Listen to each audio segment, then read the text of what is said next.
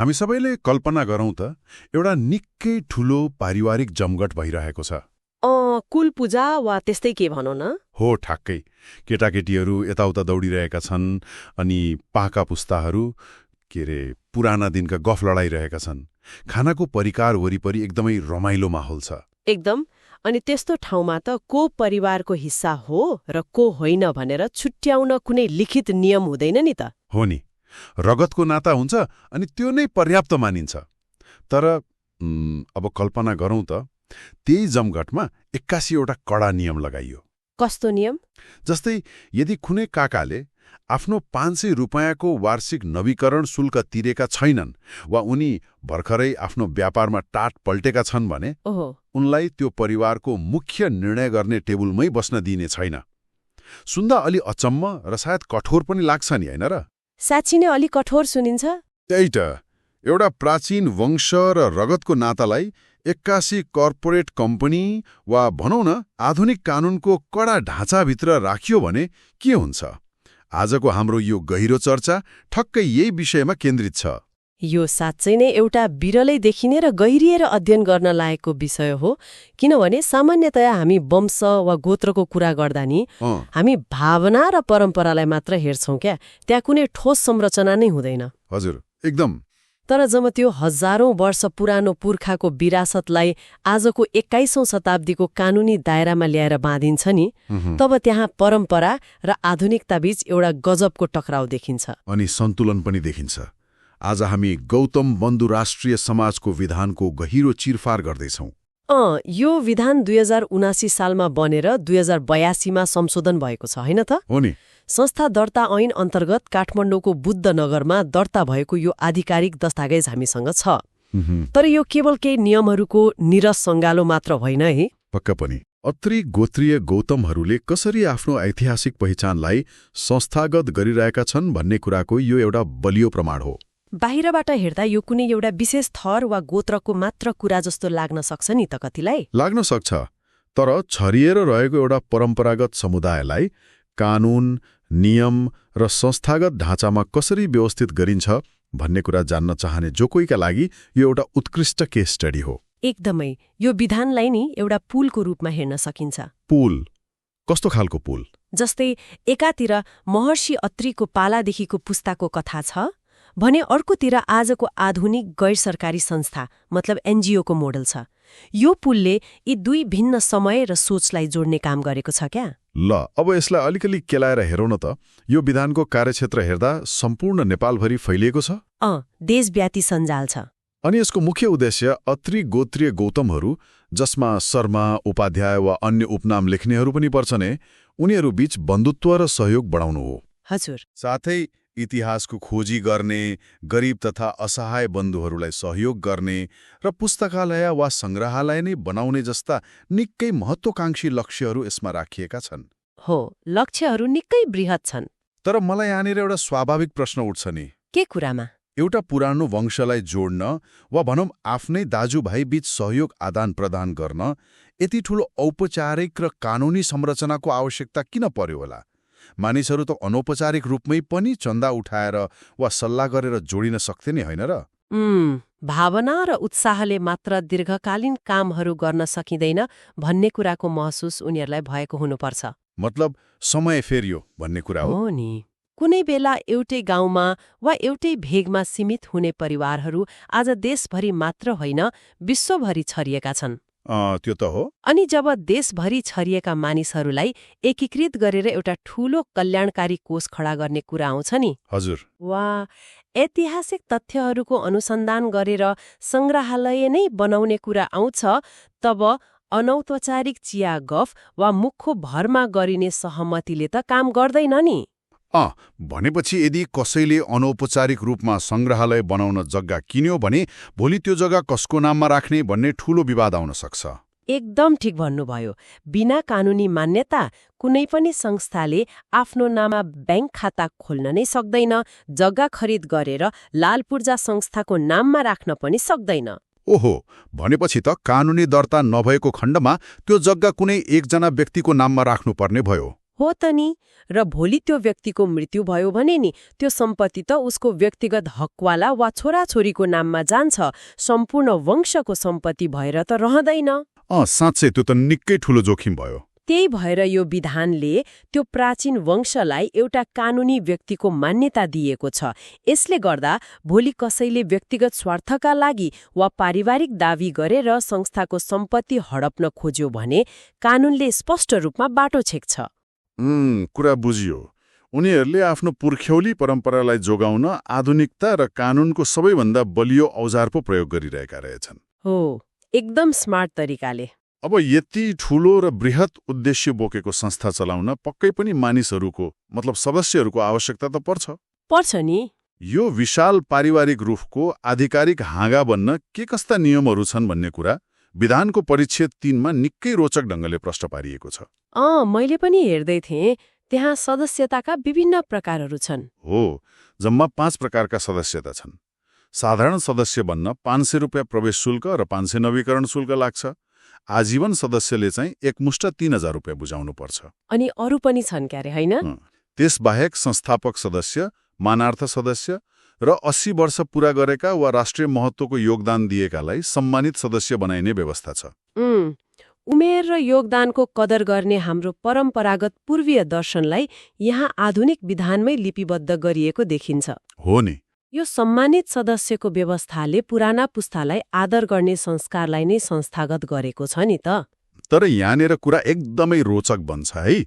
मलाई यहाँ सबैभन्दा अचम्म लागेको कुरा अर्कै छ। के कुरामा? सदस्य बन्न 18 वर्ष पूरा भएको हुनुपर्छ भन्ने त ल सामान्य नै भयो। तर सदस्यताका लागि अयोग्य हुने शर्तहरू हेर्दा जो कोही छक्क पर्न सक्छ। ती कडा शर्तहरूको कुरा गर्नुभएको? हो त नि। भ्रष्टाचार वा फौजदारी अभियोग नलागेको, मानसिक सन्तुलन ठीक भएको, सार्वजनिक सम्पत्ति हिनामिना नगरेको र एउटा अर्को एकदमै कडा शर्त छ, दामासाहीमा नपरेको हुनुपर्ने। ओहो, दामासाहीमा नपरेको? दामासाही भनेको त कानुनी रूपमा ऋण तिर्न नसकेर टाट पल्टिनु हो नि, होइन र? हो नि, इन्सल्भेन्सी भनिन्छ नि। त्यही त।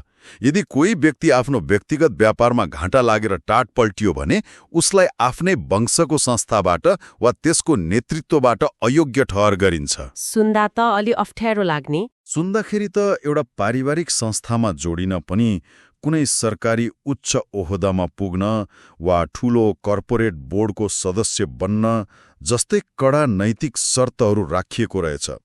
आफ्नै रगतको नाता भएको मान्छेलाई यति कडा फिल्टर लगाउनु अलि अस्वाभाविक होइन र? यहाँ सबैभन्दा चाखलाग्दो कुरा के छ भने नि, बाहिरबाट हेर्दा यो निकै कठोर र निष्ठुरी जस्तो पक्कै लाग्न सक्छ।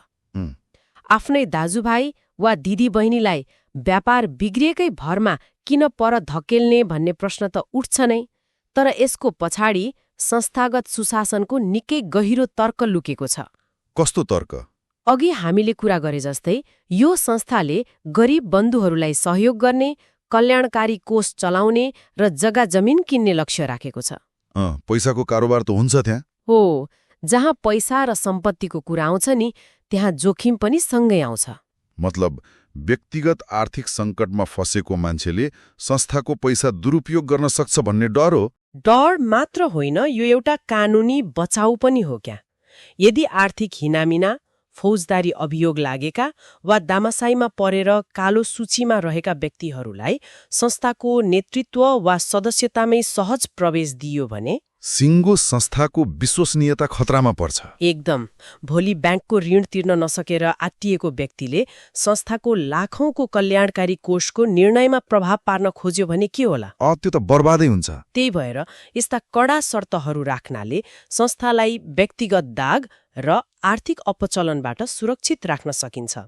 यसले आफ्नै वंशभित्र पनि पारदर्शिता र सुशासनको अभ्यासलाई अनिवार्य बनाएको छ नि त। यो त एकदमै शक्तिशाली सन्देश पो रहेछ। रगतको नाता छ भन्दैमा जे गरे पनि छुट पाइँदैन नि। पहिचान सायद जन्मले दिन्छ होला, तर संस्थागत अधिकार र अपनत्व भने आचरण, इमान्दारी र कानूनको पालनाले मात्र दिन्छ भन्ने कुरालाई यसले स्थापित गरेको छ। हो, ठ्याक्कै त्यही हो। अब यस्ता कडा नियमहरू पार गरेर सदस्यहरू त छानिन्छन्, तर देशभर छरिएका हजारौं सदस्यहरूलाई व्यवस्थापन कसरी गर्ने? त्यसको लागि त संरचना चाहियो नि। हो, यसको लागि विधानले खडा गरेको साङ्गठनिक ढाँचा झन गजबको छ।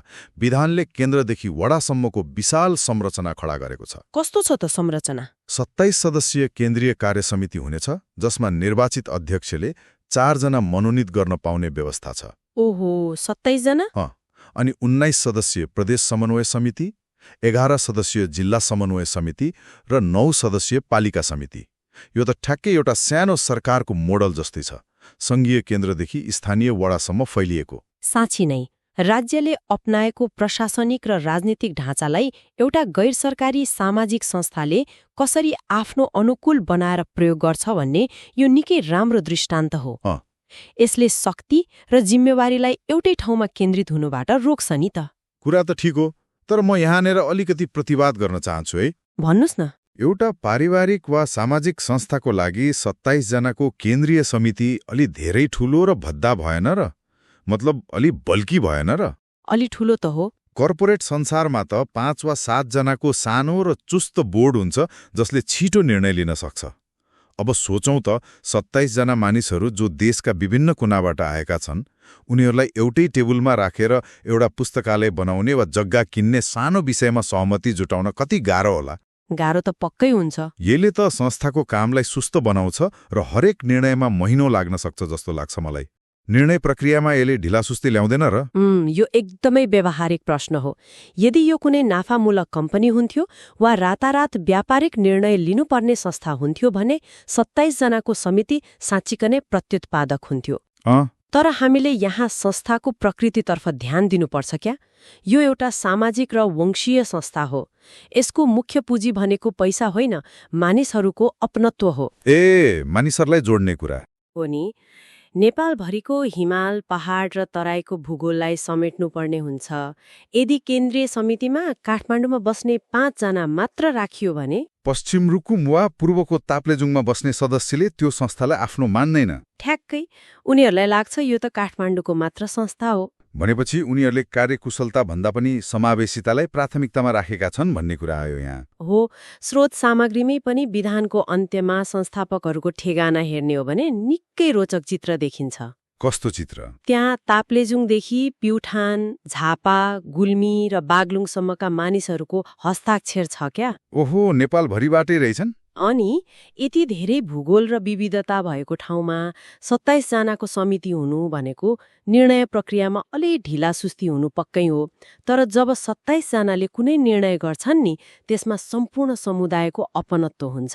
सबैको आवाज समेटियो नि त। हो, सबैको आवाज समेट्नको लागि यो संरचना भद्दा नभएर एउटा अनिवार्य संयन्त्र बन्न पुग्छ।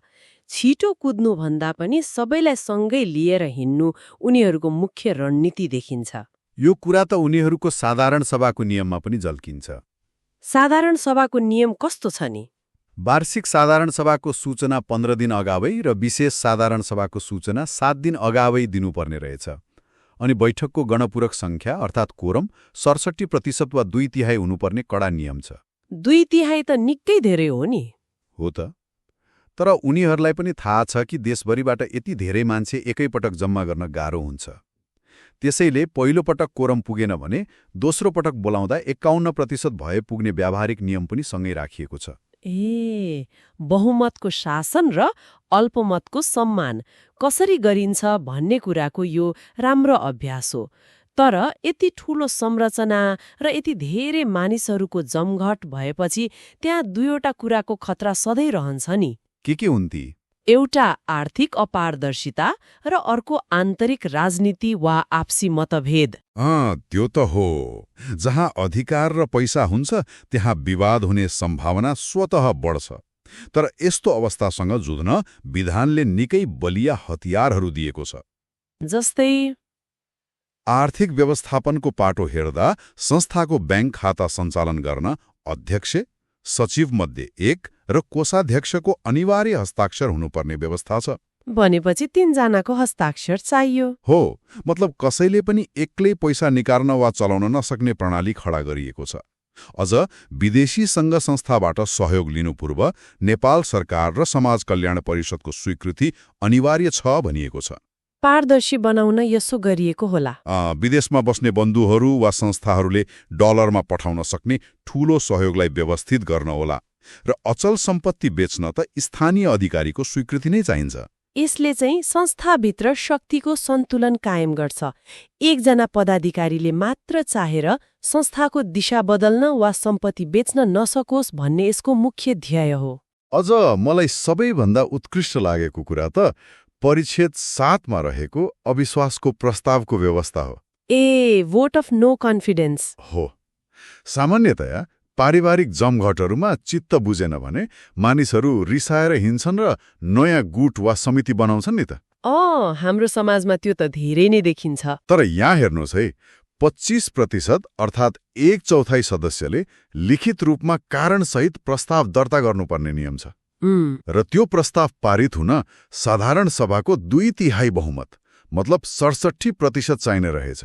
अझ निर्वाचित भएको वा प्रस्ताव विफल भएको 6 महिनाभित्र फेरि अविश्वासको प्रस्ताव ल्याउन नपाइने नियम छ। ओहो, मतलब उनीहरूले पहिले नै आन्तरिक राजनीति वा इगोको टकराव हुन सक्छ भन्ने अनुमान गरेर यो सेफ्टी भल्भ राखेका छन् क्या। यसलाई अलि फराकिलो दृष्टिकोणबाट हेर्ने हो भने नि यो प्रावधान संस्थागत दिगोपनका लागि एउटा सुरक्षा कवच जस्तै हो। कसरी? यसलाई एउटा जंगलमा डढेलो लाग्न नदिन बनाइएको फायर ब्रेक वा खाली बाटोको रूपमा बुझ्न सकिन्छ क्या। परम्परागत वा पारिवारिक संस्थाहरू प्राय किन टुट्छन् त? किनभने कसैलाई चित्त बुझ्दैन अनि झगडा पर्छ। हो नि, त्यहाँ सानो मनमुटाव हुन्छ, इगोको टकराव हुन्छ र विवाद समाधान गर्ने कुनै स्पष्ट गणितीय नियमै हुँदैन। अनि भावनामा बगेर मानिसहरू छुट्टिएर अर्को समानान्तर संस्था बनाउँछन्। तर यो नियमले त्यो फुटलाई कसरी रोक्छ त? 25%ले त संस्थालाई सधैँ विवादमा तानिरहन सक्छन् नि, होइन र? त्यही भएर त 2/3 र 6 महिनाको कुलिङ पिरियड राखिएको हो त। हजुर। यदि कसैलाई नेतृत्व मन परेको छैन भने बाहिर गएर संस्था फुटाउने होइन, विधानभित्रै रहेर 25% मत जम्मा गरेर चुनौती दिने बाटो खुला छ नि त। लोकतान्त्रिक अभ्यास भयो। तर नेतृत्व फेर्नकै लागि चाहिँ 2/3 नै चाहिन्छ फेरि। यसले के गर्छ भने सानोतिनो असन्तुष्टि वा 2-4 जनाको व्यक्तिगत रिसनसेवीको भरमा नेतृत्वलाई फेरबदल गर्न असम्भव बनाइदिन्छ क्या। भनेपछि ठोस कारण र व्यापक समर्थन हुनै पर्छ। एकदम।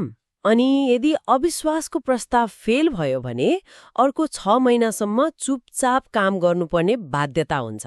हो त नि, सधैँभरि बखेडा झिक्न पाइएन। यसले संस्थालाई सधैँभरि विवाद र चुनावकै चक्रव्यूहमा फस्नबाट जोगाउँछ नि, अनि असन्तुष्टिलाई एउटा निश्चित कानुनी बाटोबाट मात्र बाहिर निस्कन दिन्छ। कानुनी चस्माबाट हेर्दा यो निकै परिपक्व र संस्थालाई टुट्नबाट जोगाउने अचूक उपाय नै हो। तर के नि? हामीले अहिलेसम्म कानुनी पानाहरूको, सुशासनको र नियमहरूको मात्र लामो चर्चा गर्यौं नि। यति मात्र सुन्दा त यो कुनै ब्याङ्क वा सरकारी कार्यालयको नियम जस्तो सुनिन्छ पक्कै पनि। तर जब हामी स्रोत सामग्रीको अन्त्यतिर पुग्छौं नि अनि अनुसूचीहरूमा हेर्छौं नि, तब यो सम्पूर्ण आधुनिक र कानुनी संरचनाको अन्तिम लक्ष्य एउटा गहिरो भावनात्मक जरोलाई सुरक्षित राख्नु हो भन्ने प्रष्ट हुन्छ क्या। तपाईँ भौतिक प्रतीक र ऐतिहासिक दस्तावेजहरूको कुरा गर्दै हुनुहुन्छ होला।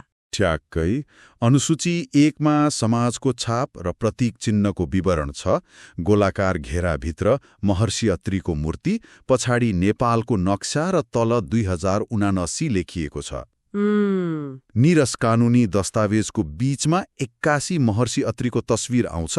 यति मात्र होइन है, रुकुमको गोतामकोट स्थित मालिका मन्दिर परिसरसँग जोडिएको जग्गा खरिदको आधिकारिक जग्गा धनी पूर्जा, मतलब लाल पूर्जा नै हो। लाल पूर्जा नै विधानको अनुसूचीमा टाँसिएको छ र त्यहाँ बन्न लागेको महर्षि अत्रीको स्तम्भको नमुना चित्र पनि विधानको अभिन्न हिस्सा बनाइएको छ। ओहो, त्यसो भई यी सबैको अर्थ के हो त?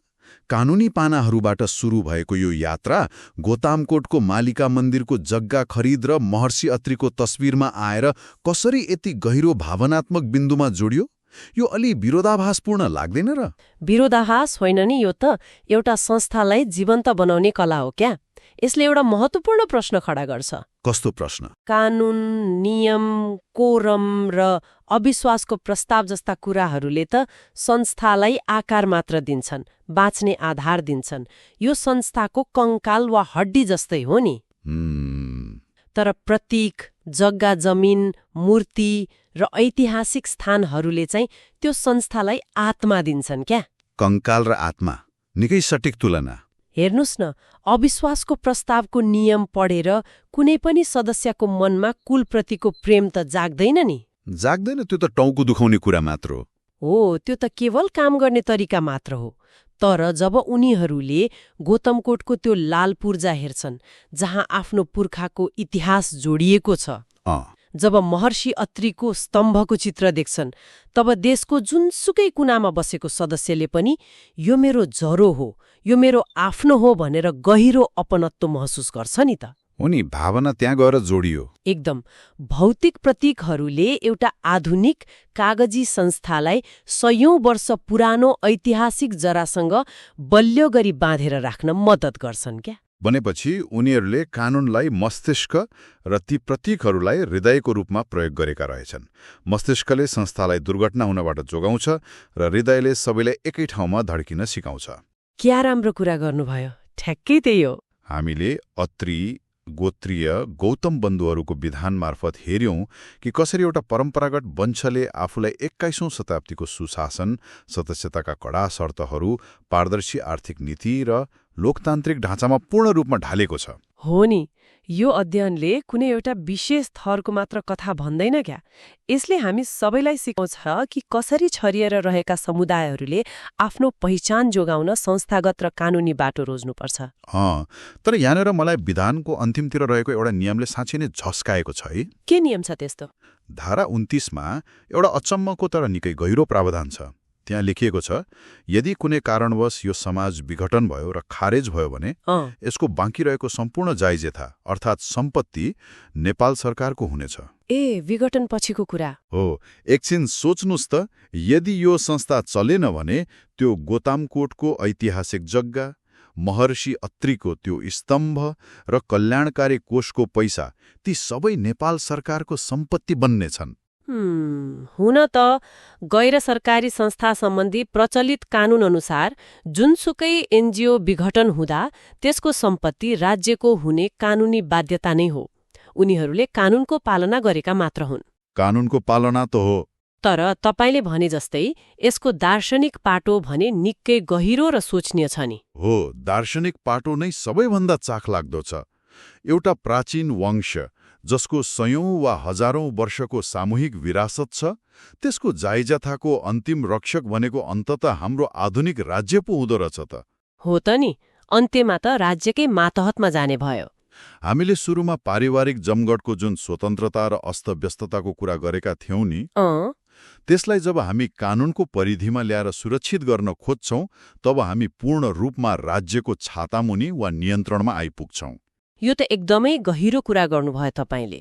यसले हामी सबैलाई एउटा गम्भीर प्रश्न छोडेर जान्छ। कस्तो प्रश्न? सूचना र व्यस्तताको यो युगमा आफ्नो पहिचान जोगाउन कानून र संस्थाको सहारा लिनु त एकदमै राम्रो कुरा हो, तर के हाम्रो प्राचीन विरासत, हाम्रो संस्कृति र हाम्रो पहिचान राज्यको यो कडा कानूनी थाताभन्दा बाहिर स्वतन्त्र रूपमा आफ्नै बलबुतामा मात्र अस्तित्वमा रहन नसक्ने भइसकेको हो त? साँच्चै नै यो त निकै घोत्लिनु पर्ने विषय हो। हो नि, यो एउटा यस्तो प्रश्न हो जसले आफ्नो इतिहास र पहिचान खोज्ने जो कोहीलाई पनि यसबारे गहिरोसँग सोच्न बाध्य बनाउँछ। यसबारे सोच्दै गर्नुहोला है त। आजको यस विस्तृत चर्चाबाट भने हामी बिदा माग्छौं। हजुर, बिदा हौं।